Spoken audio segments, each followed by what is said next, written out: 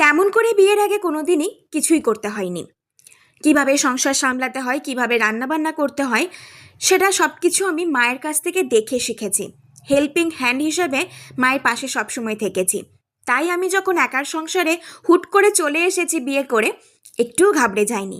পাশে শুধুমাত্র অর্পণকে পেয়েছি, আর আশীর্বাদ ছিল বাবা মায়ের।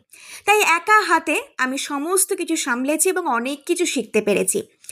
আসলে কি বলতো, তোমার লাইফে অনেক কিছু ঘটবে, অনেক মানুষ তোমাকে একদমই সহ্য করতে পারবে না, অনেক কাজে বাধা সৃষ্টি করবে, কিন্তু তোমার পাশে যদি তোমার হাজবেন্ড থাকে, ফুল সাপোর্ট দেয়, আমার মনে হয় আর আশপাশের লোকজনের দরকার পড়ে না। তাদেরকে তুড়ি মেরে উড়িয়ে দিয়ে নিজের লাইফটাকে হাজবেন্ডের সাথে ফুললি এনজয় করতে হয়, নিজের সমস্ত শখ ইচ্ছা পূরণ করতে হয়। এইভাবে কিন্তু একটু একটু করে এগিয়ে যাচ্ছি। আর চাকুর কীভাবে ব্যবহার করতে হয়, কিভাবে পিলার ইউজ করতে হয়, কিভাবে ইন্ডাকশন চালাতে হয়, রান্নাবান্না কিভাবে ব্যবস্থা করতে হয়, এই টুকিটাকি জিনিস কিন্তু অর্পণের কাছ থেকে শিখেছি। মা করতো গ্যাসে রান্না আর বটিতে কাটাকুটি, ওগুলো আমার বরের ভীষণ ভয়ের। ওর যাতে কোনো সমস্যা না হয় তার জন্য অনেক ইলেকট্রনিক্সের যন্ত্রপাতি চলে এসেছে এবং ওর ব্যবহার আমি নিজেও জানি, অনেক জনাকে এখন শেখাচ্ছিও।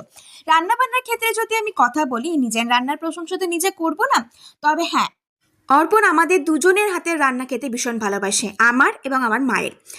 আমি যাই রান্না করি না কেন তৃপ্তি সহকারেও খায়। বিয়ের আগে আমাকে ভয় দেখানো হয়েছিল, অর্পণের খাবার দাবারের বিচার রয়েছে, তোকে অনেক কষ্ট করতে হবে, মুড়ি তো একদমই ছই না। সত্যি বলতে আমি যদি এখন কষিয়ে রসিয়ে ছোলার ডাল আর ঘুগনি করি, অর্পণই নিজে থেকে বলে আজকে রাতে মুড়ি খাবো।